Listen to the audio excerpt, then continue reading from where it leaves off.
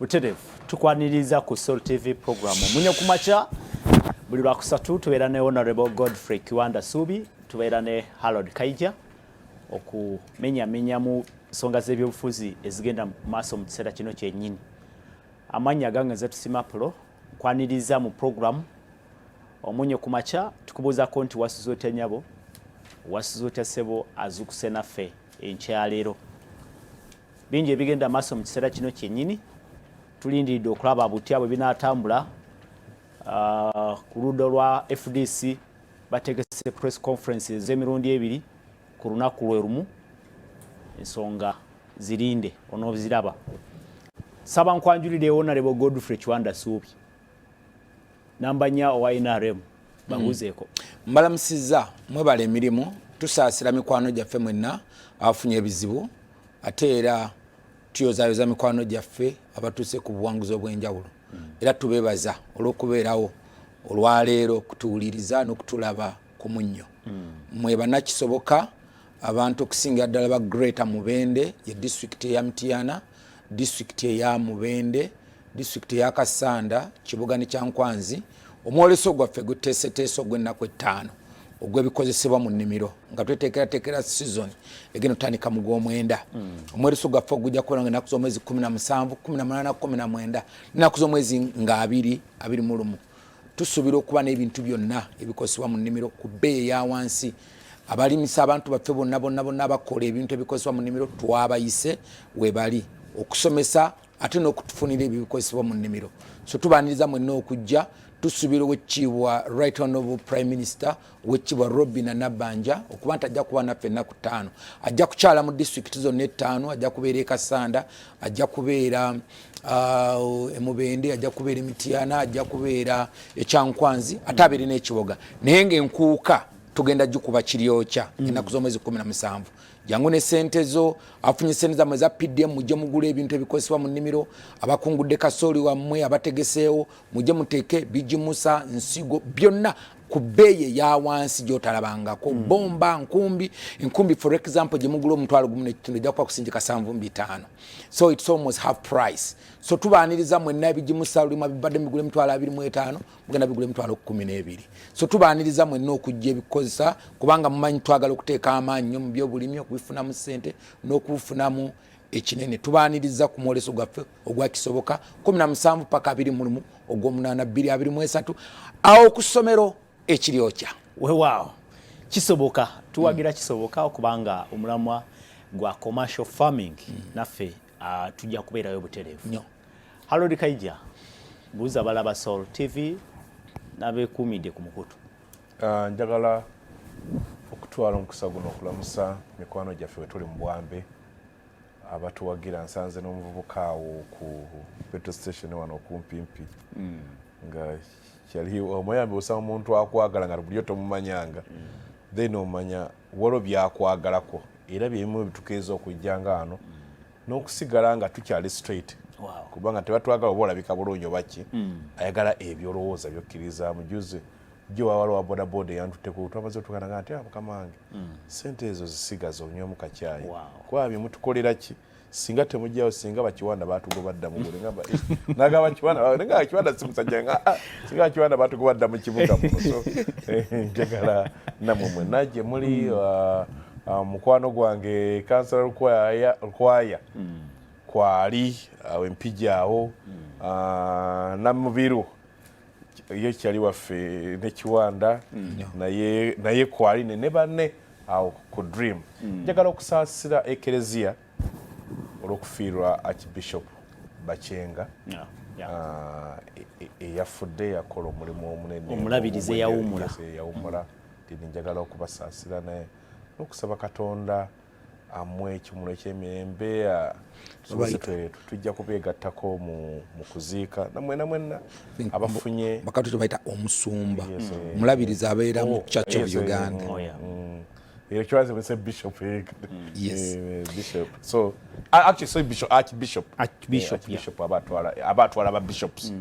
So yatufuddeko n'abalamu mwenna okujjako katono nnyo tugambe nnyo abantu waliwo ebintu ebirekeraawo nnyo okuba exciting ennyo.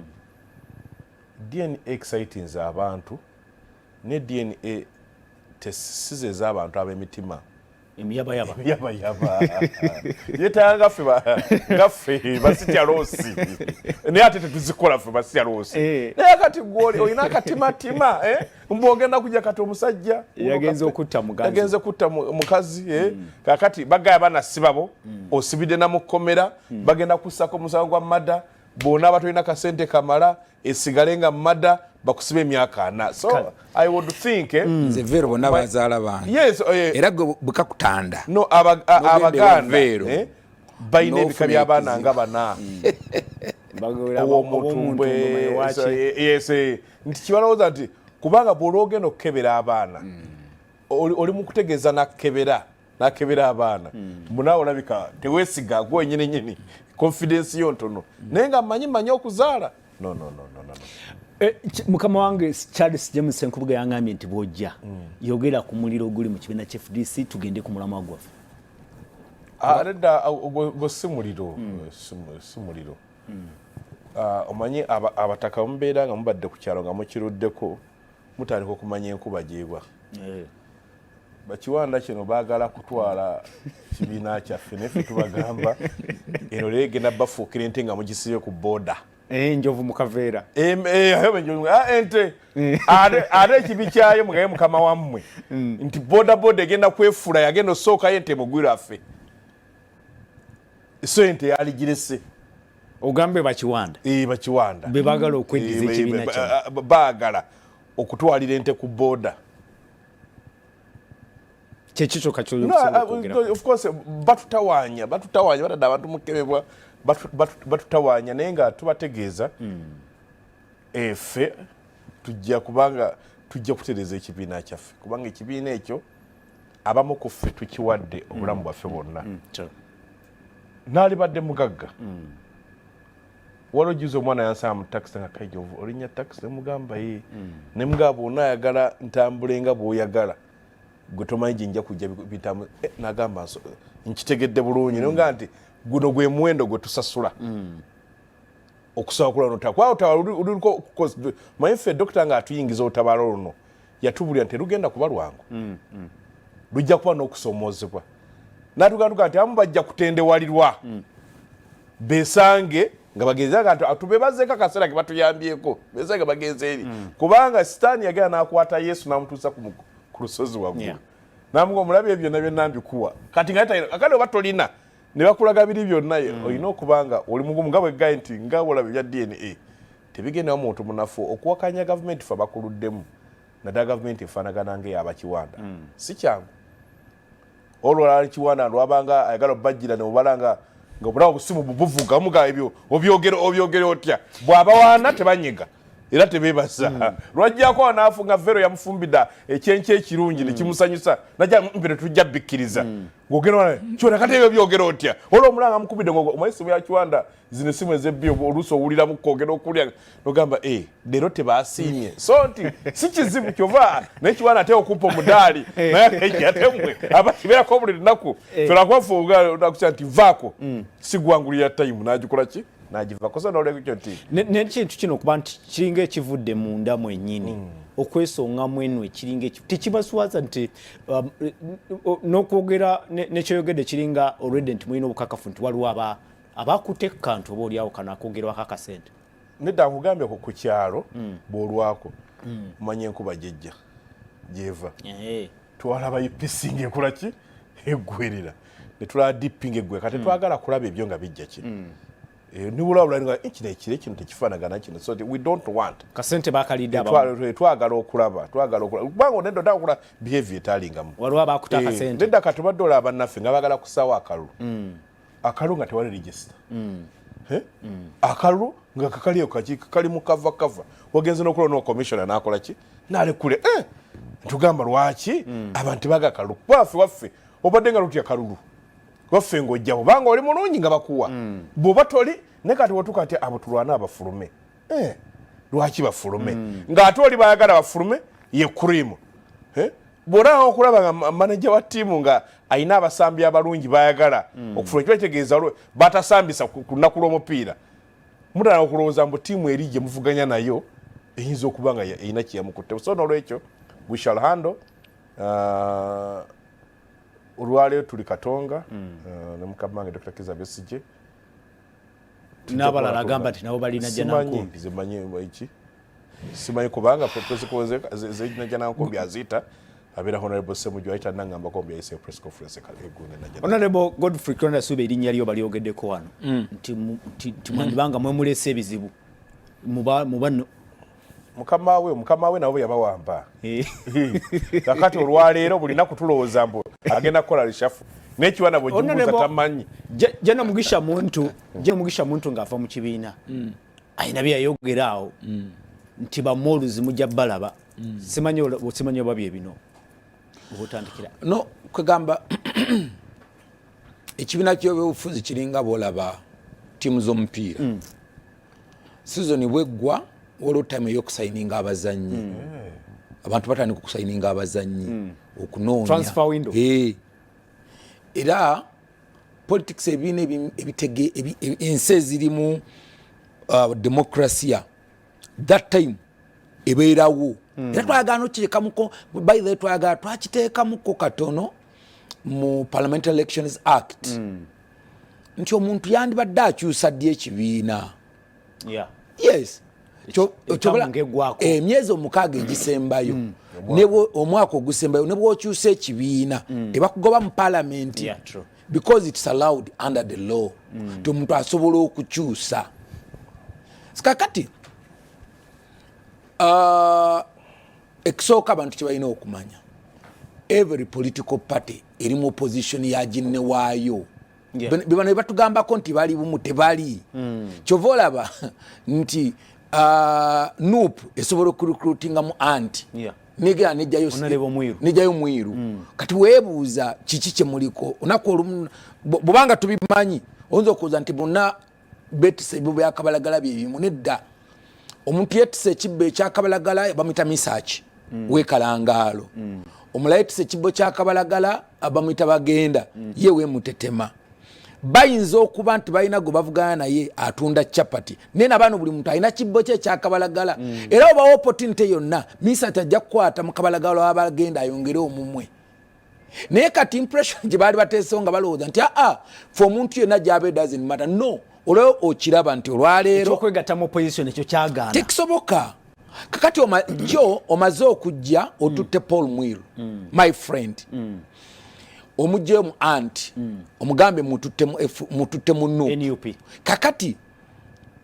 ate bunakubaga nti ekintu kyeffe kirina kye tulimu kyekimu ode kati okiraga bannayuganda KAIJA agamba nti be bali mu buwambe yes era KAIJA obayogera bali kugamba bwe muli mu buwambe batono abantu abamu bootambula nabo bavaayo dda mu buwambe naye tibannalaga naye nga mu buwambe bavaayo dda era ebiseera ebimu abasigala nga bali mu buwambe bato kugamba oyinza okwejjukiza nga olowooza nti banna oli nabo zonaku olumu nayiggako naye bwegendeza nnyo abantu b'oyigga nabo bw'obanga ogenze n'abantu b'oyigga nabo nga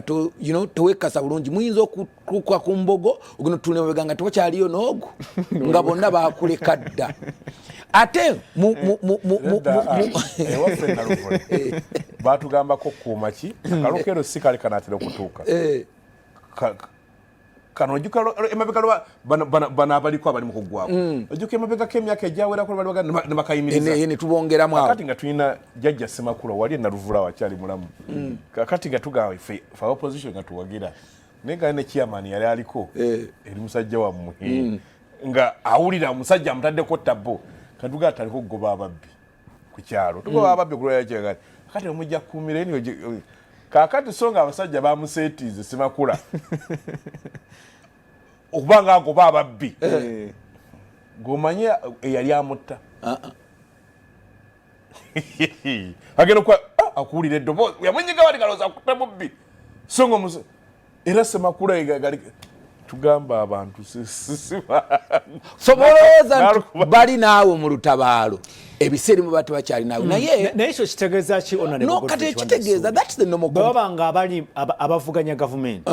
bewandowooza nti bandibadde kimu naye ate bonga bo imagine mu kibiina mwenyine kye FDC ate bebeekola ki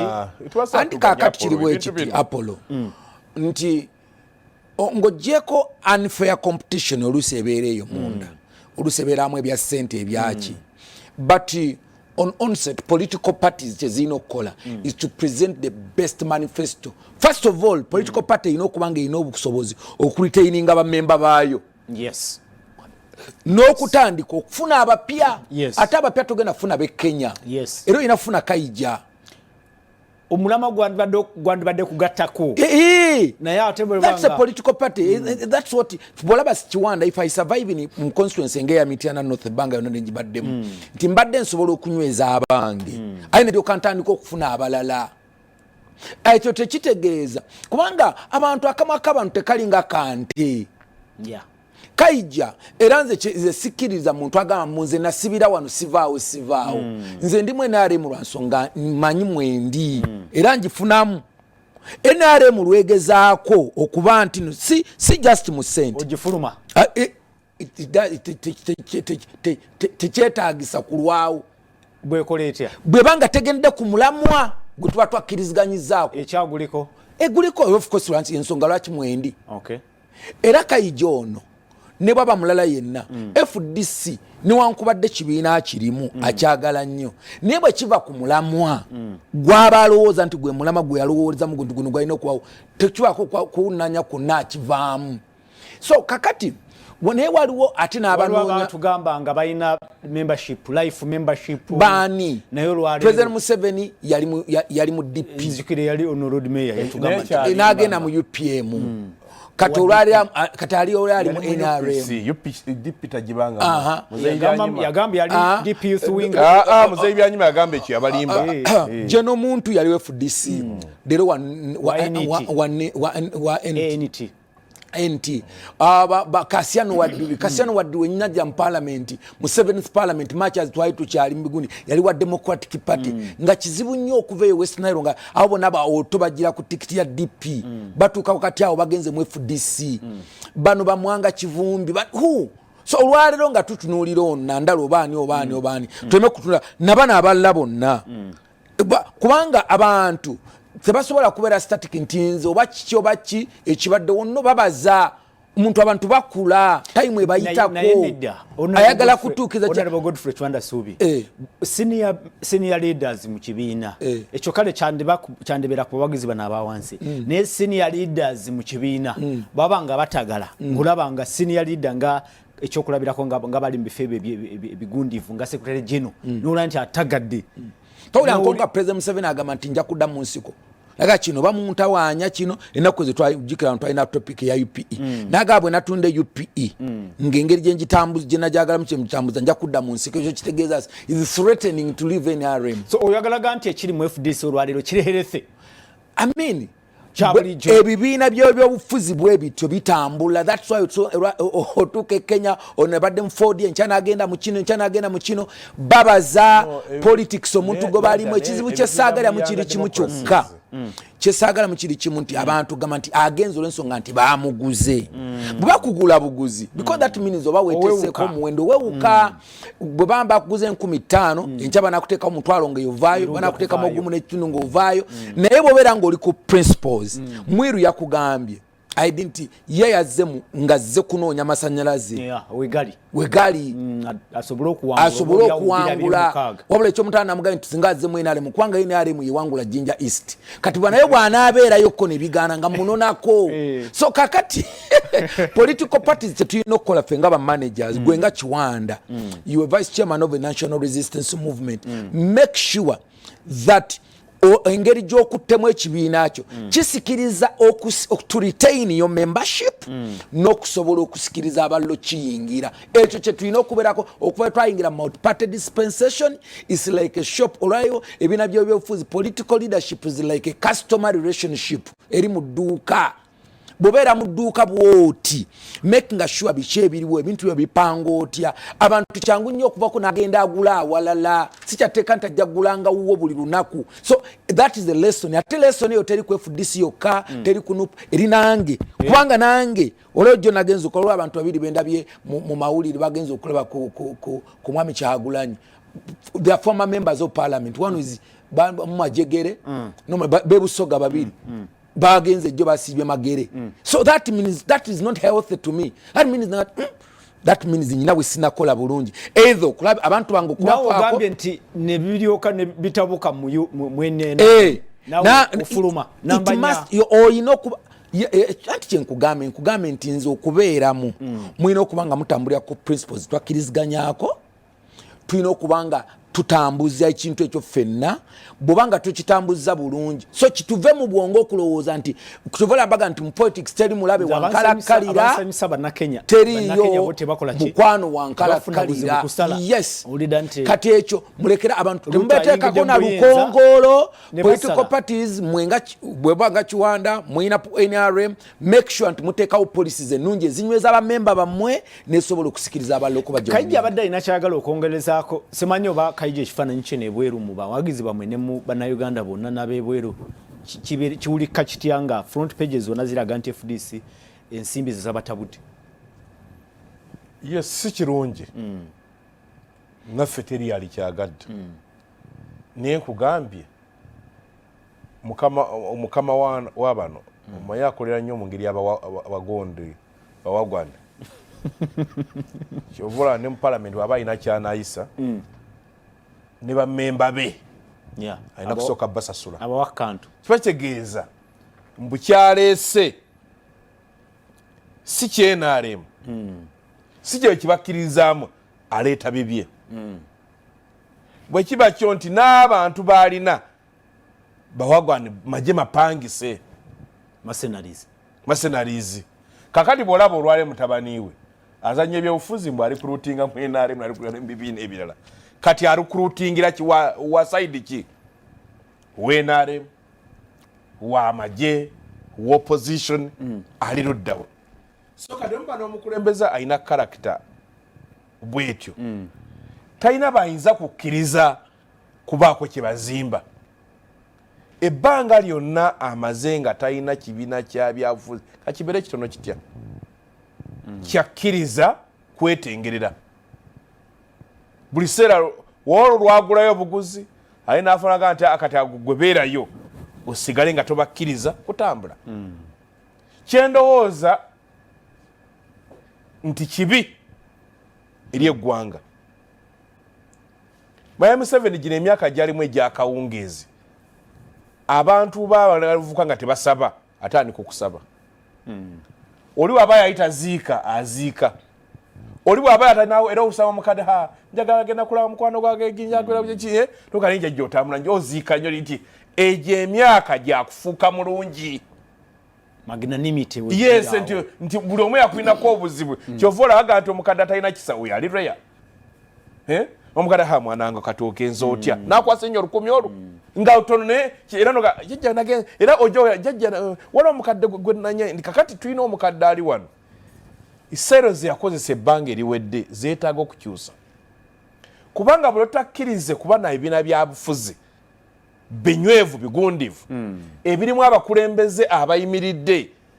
okusomoza kwe tugenda okubaawo mbusinga olwaleero Katonda amuyita kubanga kyasobola era abantu bonna bali mu myaka gyaga munne kakati nze tayinza gamba asubirayo emyaka 4 oluusi n'okusaba abiri oba osabye kinene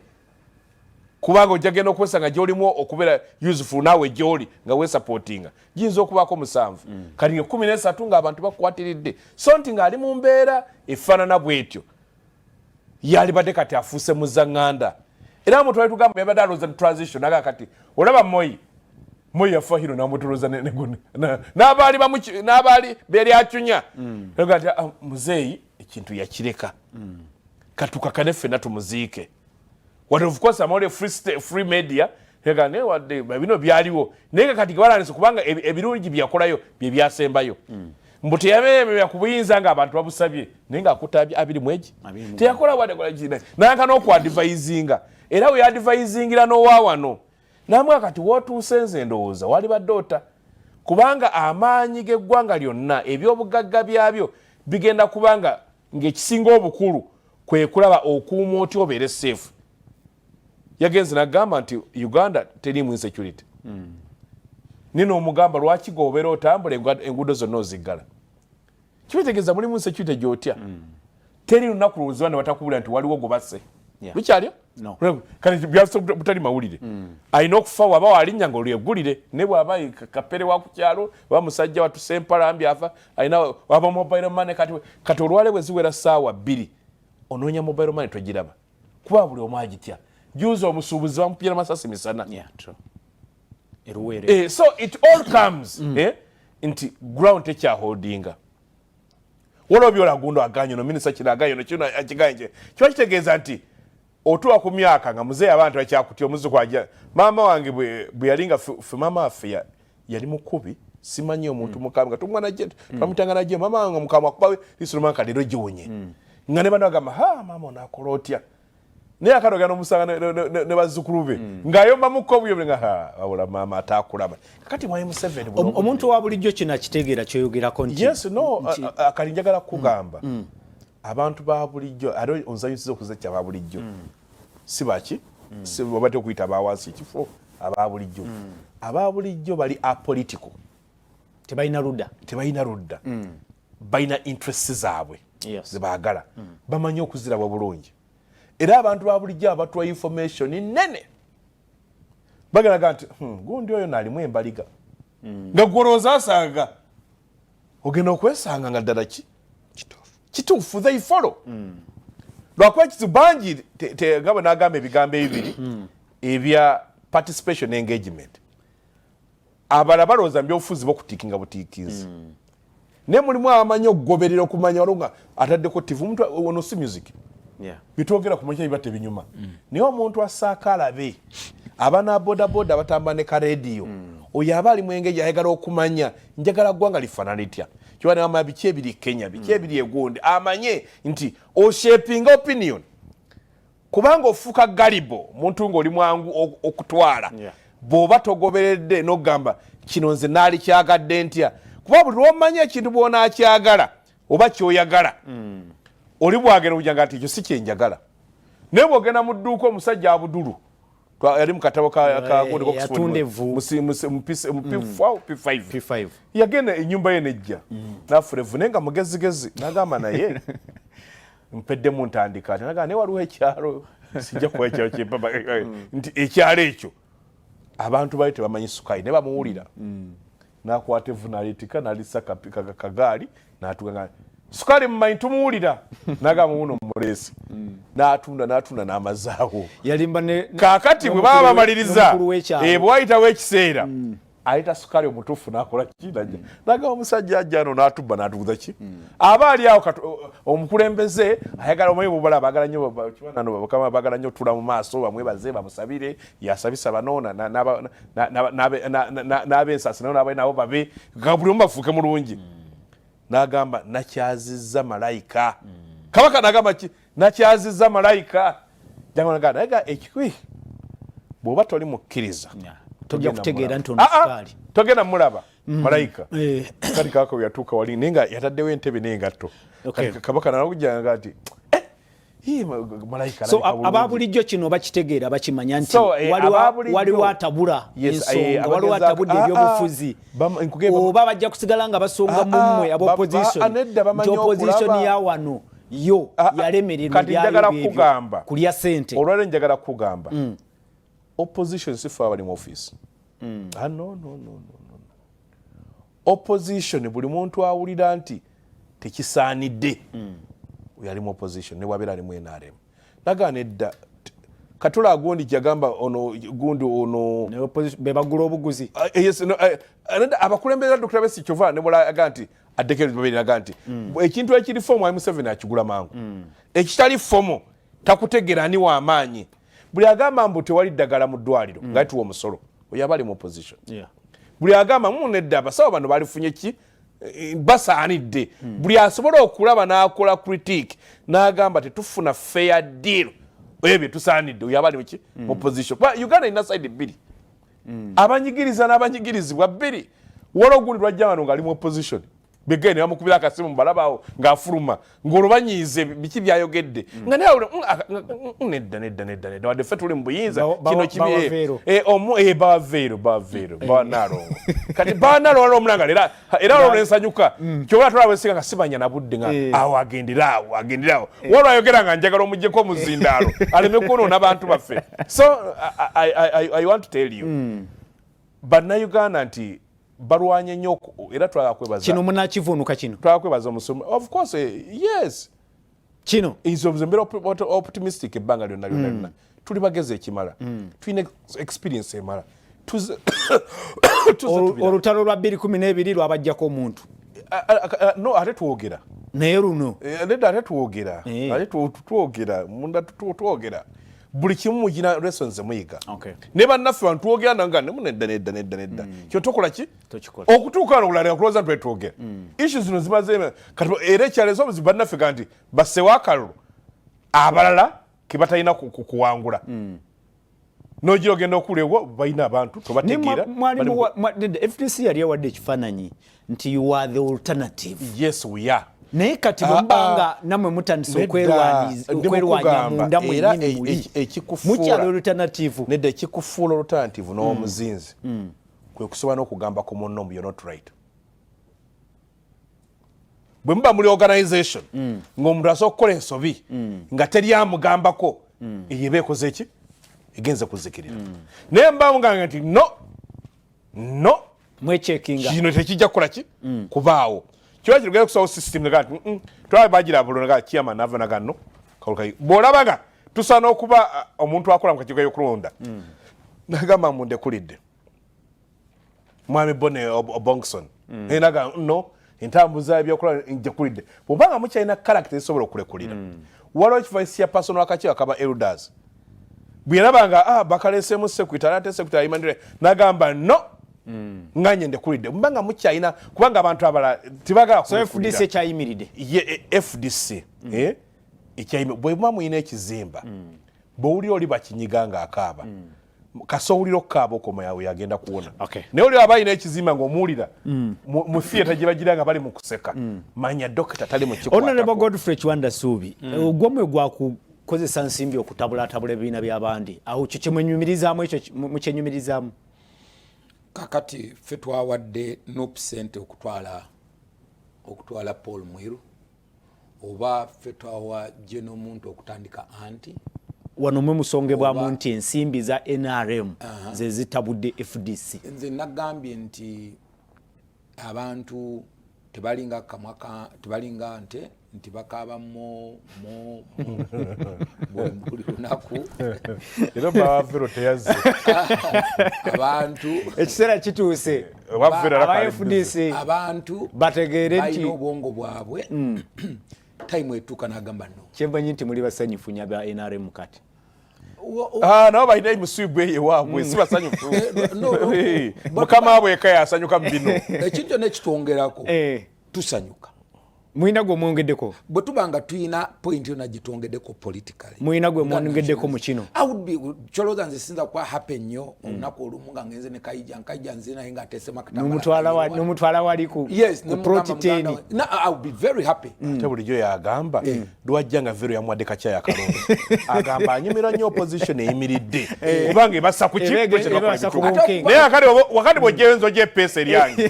kibakitegeeza oba oyagala obeeraawo akekali akalo ka Abdulu nga tata abantu okubayo kwa KAIJA tekutegeeza nti opposition eweddewo tegeza bulijjo KAIJA omwagala waliko muperereza at the same time ne KAIJA mperereza nga mwe mulaga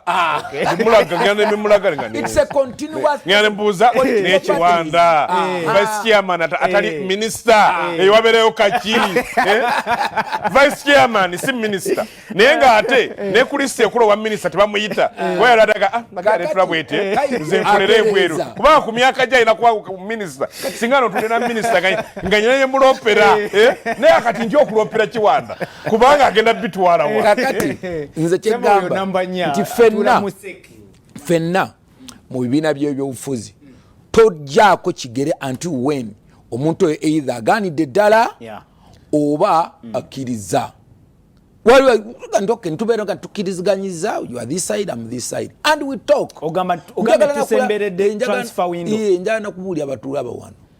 unakulumu butwalinga tuba ku radio ne tukananye ne KAIJA bana aballa baga nebwe mufulwa mubuziganya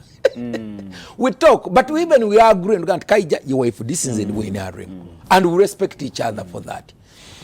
but nesigane mukama wachi manyi yeah nti oliwe nale ndi FDC nakiriza nalaga nti abunga bwe omanya yatandika ko note nene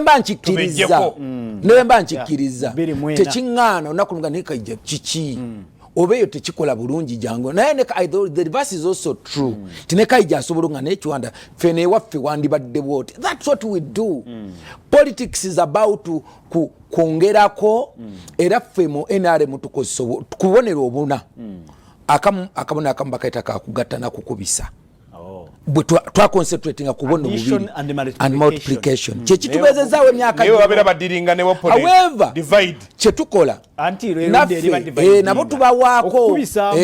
okubisamo tekwa kubako otola kati okutola n'okugabiza bo twabugabira bannaffe kati amanyi gonna tugateeka tukaseeko tutya tukubisizaamu tutya kati zino zino zulaba but at the same time ne political parties zirinda nazijja kulaga nga nazo they have that strategy okujjako nga mu mwajjabuzi kores kuita mu bivulu kuparticipating nganti fe nga bwe twali bwe tuliba emirembe n'emirembe amina era mujja kubeerawo babayiteko yes amunga baga nti fe mu DP life membership tutekwa kusigala mu tesobola that is not ababyogera bono politics oyo ababyogera luli tebakyaliyo no politics oyo akaddiye politics we naku zino is a politics tugenda ku negotiation tujja mu buyinza what do I have tulana okutuuka ku level by then nga tubagaininga even within NRM nzija tujja bwe tuti tugenda kuwagira what do we have chiche tulina amalwaliro ameka mu kitundu kyaffe mu myaka gino etaano enguudo mekezi nabazikoleddwa mu kitundu because it must be resources tugenda okukozesa n'omuliro gwe tulaba leero FDC olabanga ekiyitako bwe batekiyiseeko era ensi ejja kgenda mu maaso byesanyulyo sebo obutakiyitako okukiyitako ne basigala nga bali united nkujjukiza wali mu 2012 bwe bafuna okusika omuguwa between Honorable Nandala ne General Muntu era ebyavaamu nga NT that is 2017 NT ngamba byatandika mu 2012 yes ne kigenda nga kigenda kyefumba nze ndowooza nti still because tugenda kuda mu discussion NT GT ekoleta nze point yange igamba nti mu association enaje mbamu no kubeera bumwe mubeera disagreement tezinza kubulamu niba ziba zituse ku point nga temukyasobola kukolera wamu mwawukane nimusigale nga muli bantu nga muli banna Uganda because General Muntu era akyaliwo era KAIJA ne bebongako and respect him even when ne Uganda yobulu ekyali kumulamo gwa demokrasia ate gwe gusinga ddala obulungi kubanga omulamu ogwo bibiina mu binafuya teri kinafuyiza ng'ebibiina mwebwe bagambye nga basobola mwabadde gundi ekyankwanzi bwe kirese mutabani wange bunafu bwenare ekyankwanzi yakyogera President Museveni tumuhozi okusuka kwa muhozi bunafu bwa mukibiina naye ekibiina ekibadde n'obuyinza ne resources naki bwabanga akikulembera nga ikaika yabadde chairman nga kinafu tusongawa chair ng'ekibiina wamukulembeze w'ekibiina gumusonga talina lwe yali akyuseeko okujjako eddakiika zeyawaako nabbanja era bwe yamulabanga nabbanja ng'abantu bamusibudde nga alina gamenkera mponye kanzire mu ntebe yange KAIJA ekibuuzo kyenkubuuza KAIJA alinga agamba nti obunafu bubeera ku chairman naye ndowooza I think ngeri gundi gyalageza kugamba nti ba president yagamba nti tubadde n'obuzibu maybe to attract the young people to mobilize abavubuka kati okuvayo kwa muhoozi nti nopu nebine bidala bye kuvayo kwa muhoozi ne kugira ze ku mobilizing abavubuka ze ku mobilizing abavubuka anyway we cannot discuss that one here because muhoozi so am discussing akunga ame officer arenda ngamba kyo mukolo kati eriye effect kati cause ekikireta ekyakirira gagamba obunafu muki obunafu mu kibiina kati ani ali omu kwaki bakitegeeza akkiriza nti NRM muki nafu kakati nate ekyo kyonna kikweta ku settlement aje natandikide nayo nga nkugamba mwami Apollo nti buli kibiina kirina okukola kyonna ekisoboka okulitaininga bammemba baakyo bekirina n'okwongera okusikiriza abalala okuyingira so at the same time olaba ne chairman wa party wa NRM yakirealizing that was yali atandise okuluzinga abantu batandise okugira nti olw'ensonga ye ne party ye tekoze kimala either okwa-attracting abavubuka abato okujja mu kibiina so kati ekyo fenna by the way kino kyolaba ng'ekibobbi omutwe FDC nange nga Kiwanda ogenda mu lukiiko ennaku ezo nagendako mu lukiiko ey'Entebbe nga n'olukiiko lwange olwa party nensanga ng'abantu banninza abantu nga 3 nengamba nimbana abantu 3 njala muwanika emikono abatanaweza myaka 30 mwalimu abantu 2 ate nga bazenga ba service provider so kitegeeza nti I'm not doing well amongst the young population so nange si today because this is a business it is gwe mulimu gwange how to retain and how to attract abali ku Salt TV program munyo kumacha WhatsApp yaffe funyemo obuzibu bobo sindiko baka busindike ku SMS namba yaffe mugimanyi 0701619906 ngabano abakikoze ndaba ko honorable Kiwanda ahikire ategeza nti luli mutuufu enfumu y'Olunyankore negireti ekishorobwa kyango okyendeze enkoko yawe this is Ishabalongo kuruga Kisanga Nyamwamba division Kasese municipality nja kuyambako nkivunule mu Katona ategeza nti ekintu ekirungi mbo obero okyeyagaliza nga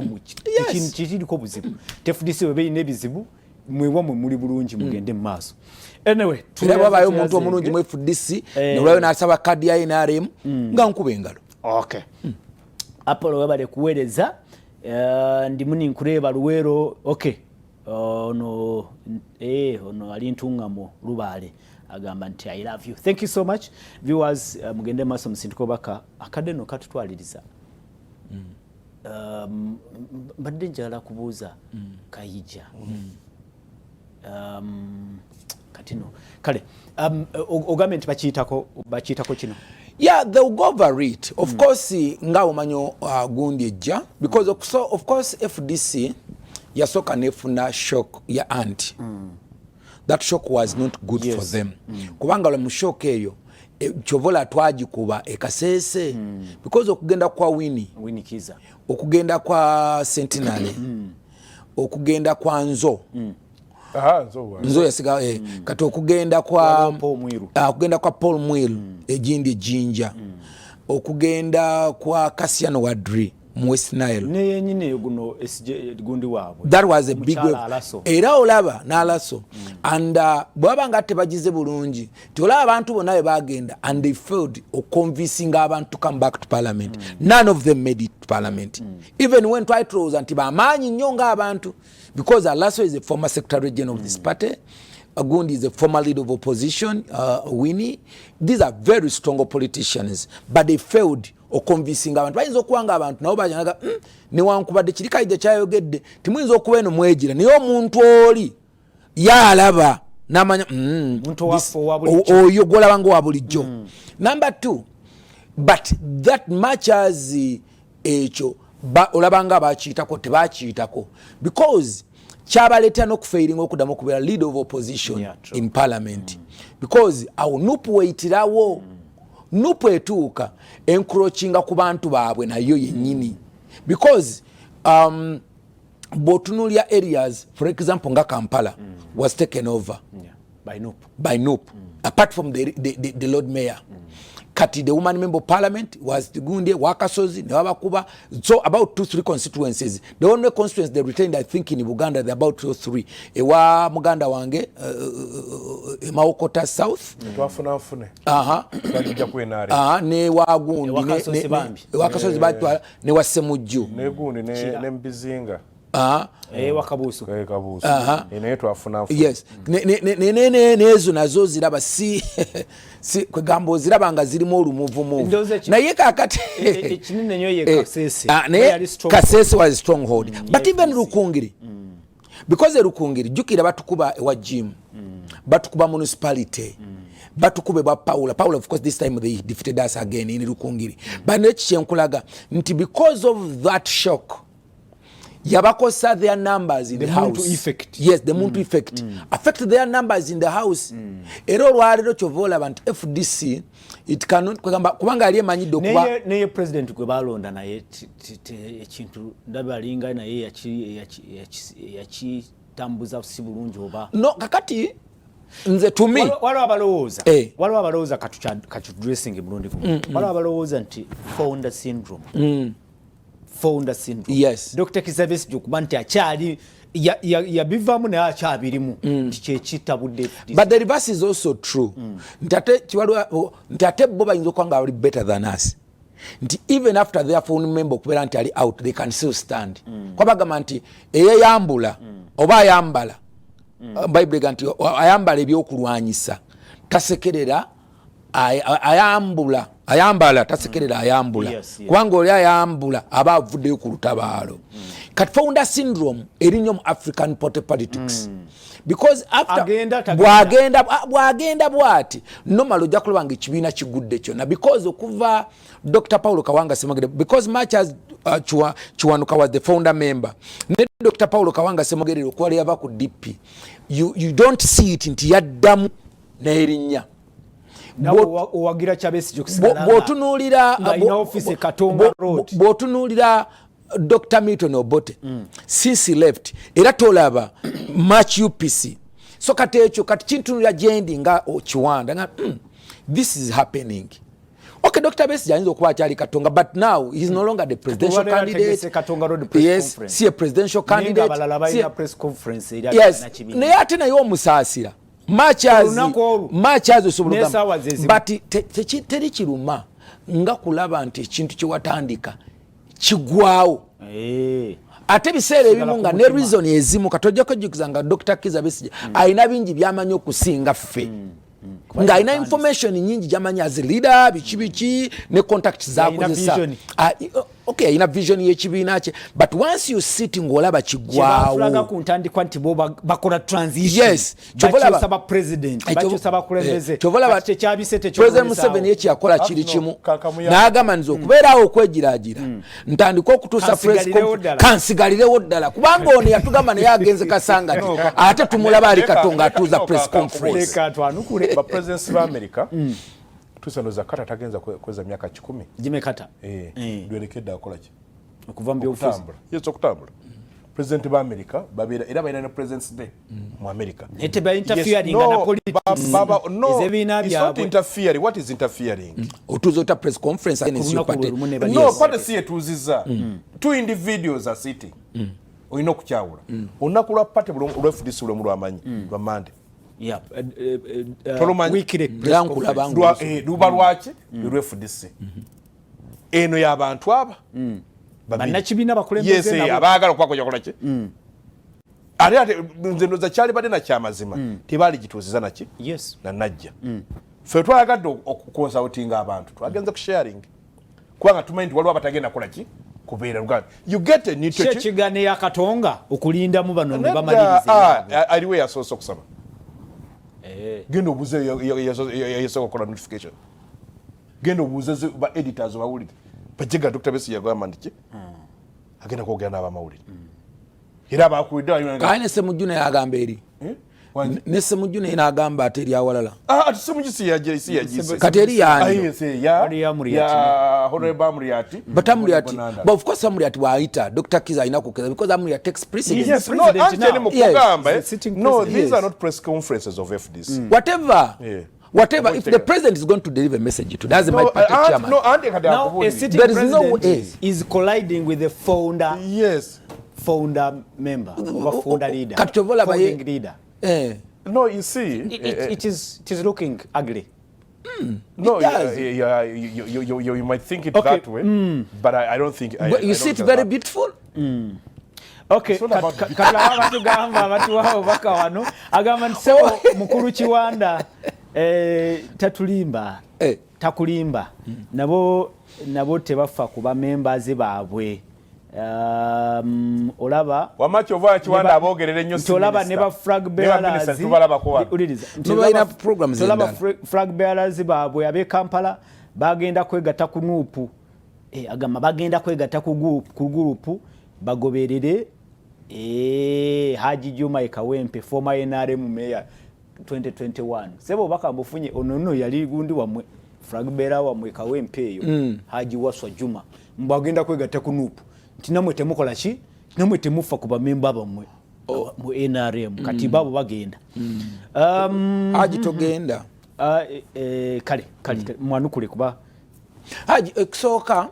Haji nakiriza n'abalabe n'abatulaba that's upon us kitukwatako nnyo nga political party okufaayo kyonna ekisoboka okuritaininga abamemba baffe okuritaininga abamemba tutegeeza kuba wa sente ne bamemba balina okuba nga bali satisfied the way we are actually engeri gye tudelivaringamu services zaffe kyekinyweza abantu mu political party ekinyweza abantu mu kkanisa ne bagamba nti abantu bali ku house of prayer not because in Pastor Bujinga kera kumacha na aba wa sente no but ideology enjiri nasanze omukyala Mitiana by the way yesterday na ba deputy Mitiana nensanga omukyala nenchama kuduka bamwita abasechi mukyala mukatoliki nyonyonyonyo we Mitiana nenchama kuduka ali nakyamye kuduka yabadde lunch hour nga omusumba Bujingo kwali niyo omukyala nga tayagala dokunyega akagambo ekyanewunkize sala omusumba Bujingo gyasomanga asembaye iko favor ofuka akalango ng'omukyala ajogera kigambo ku kigambo naye ng'omukyala alina sapuli eva wano paka wansi era nangamba nti bw'oba goberera omusajja n'ebigambo by'ayogera n'omalako emyaka 2 omwaka nga tokyuse biveeko nangamba edduuka lino oliraba it's because of this time gye mpulira ku musajja ono and this lady buli lunaku ebigambo bina ku musumba Bujingo wano byayogera nagamba nti nze Katonda yampita okusabira abalokole n'abatali balokole I saw it myself omukyala ngamba what I am because it's about the message political parties zinywezebwa ku message ebigambo bina bomba mwangula akalu kandetu wamwe ekyokubiri message jemu ina yes kasa message ya ukana kasa abantu nga tebalaba message kyebayita waka kasa abantu balanga tebalaba message gunokulanga batandikuvawo ye tuwezezawo emyaka gina 36 kyovola batukyaliwo tetunalowooza kuva mu buyinza kale onagamba nti nze Ignatius Isabalongo okay no ngambya ntya bananga obudde bwe bututwaliriza ekigambo nkizikiriza producer banomba we ekigambo kimu bafe ku mpewo kaija bannayuganda kyembagamba mutandike okwenyigira mu nsonga z'eggwanga lyammwe bwe munalawo okwenyigira mu nsonga z'eggwanga lyammwe mujja kutandika okusalawo eggwanga lyammwe bwe litambula bwe munakiwako ekyo levu abantu bonna abaagala obbakulembera obagabwa bajja tango obbawo ekitiibwa n'okuba ti oli bw'alaba tatajja amagamba sisaanidde naye munaaba nti muli eno ku periphery wajja kuba problem baagaliza wiiki ennungi tusinkane olwokusatu olujja Katonda abakuume kale mumulaba Kitaka Abel already yetegesedde batuusako ebyemizannyo yensonga lwaki toteeka kuva ku Soul TV manya gange zetu simapolo katugende tufefete ebye Katonga nerudde erena jana nkumbi tubireete tekwa kwebaza ona Double Godfrey Kiwanda Subi nebaze Harold KAIJA nama abasindise obaka n'ababadde matulaba musibe bulungi mwedama